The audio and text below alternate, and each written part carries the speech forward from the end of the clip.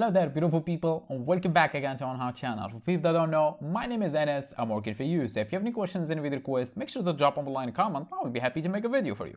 And for people that do know, welcome back. And please bear witness for that because I made over 250 videos so far on Shopify customization.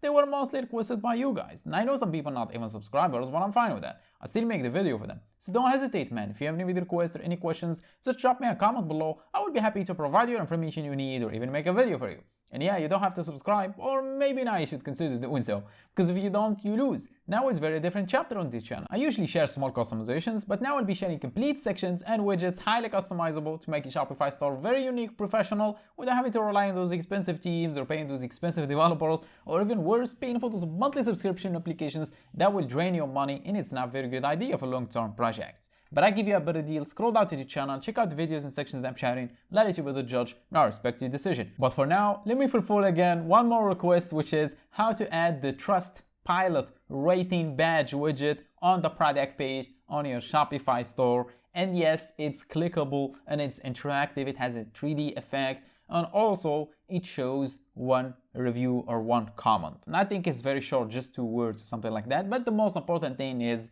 it's clickable and it's interactive. Once you hover over it, it does interact. All elements inside it are interactive and it's clickable. So once the user can click on it, and it will take them to your Trustpilot profile. Or if you want to disable, actually the link is already disabled by default, and I will show you how to enable it if you want to add a link and how to set the link. And no, you don't have to pay for it. It's completely free and it's custom code. It works on every Shopify team, even the paid ones. And it takes time to build stuff like this. I would appreciate if you hit that like button and leave me a comment. I would really appreciate it, and it will leave me like a good impression so I can share more free things with you guys. And also I do reply to each comment, so if you drop me a comment, I would reply to you as well. And it's free. I mean, the comment, a like is free, as well as the code is free as well. And without any more talking, let's just jump to it. As you can see, this is Shopify down team. So I always start with completely new team, nothing on it. In each video I add small customizations, but video like 70 or 60, the team will be completely different. But now I reached that level halfway or even less. For example, check out this all-in-one reviews carousel that will show reviews from multiple sources and it's filterable, as you can see. Or even better, check out this recent sales by using your own custom code, recent sales notification on your Shopify store by using your own custom code, and it's highly customizable, as you can see, and it looks good and very, very professional. Or you want to see something that will make you more money or save you more money, check this out. So this is the mouse cursor, right? I will try just so I want to leave or close the page, and this thing will show up, which is an abandoned cart pop-up reminder that will remind the user how many products he added to the cart and he didn't check out, and a checkout button so he can check out and pay you the money he owes you. And this is by using the exit intent trigger, which is it tracks the mouse cursor. Once it detects the user trying to leave or close the page, then it will show up and remind the user, hey, you have a product in the cart, go check out now. And many, many more sections and widgets I cannot mention in one video. Like, it's too many, and if I scroll down, it's so many. Anyway, I'll let you decide. Just scroll down channel, check out the videos. But for now, let me close this and we will do demonstration because this one is full of stuff. Let me scroll down to show you. The product page is full of widgets and so on. As you can see, all of this, I add them by using your own custom code, and all of them are free actually. All the widgets you see here are for free, and the code is available for them in the description. And as I said, it really takes time to build stuff like this, so I would appreciate if you hit that like button. So let's just close this one and we do demonstration on a new team, which is the it's Horizon team. And by the way, yeah, wishlist system with the icon on the header, yeah, I did that for free again. What else you need? I'm joking. I will shut up now. So let's just close this page, and now we will head back to Horizon team to do demonstration on it, which is this one right here. The product is pretty clean. I didn't add any widgets in here. Let's just access this one, for example. As you can see, it doesn't have any widgets. So we will do demonstration in this one. So the first thing you're going to do is access Shopify dashboard. If you're already in Shopify dashboard, click on online store, then click on teams, then click on customize button. And you might be thinking, oh, it's already available on team editor. No, it's not. As I said, this is your own custom code. So click on, let me close this one. Click on the option home page in here so we can switch to the product page and pick the template for your product. I'm using the default one. And this one has so much stuff. Let me switch to a cleaner product so we can do demonstration on it. This one, for example, yeah, this one. So in here, you can pick and choose where you want to add the widget.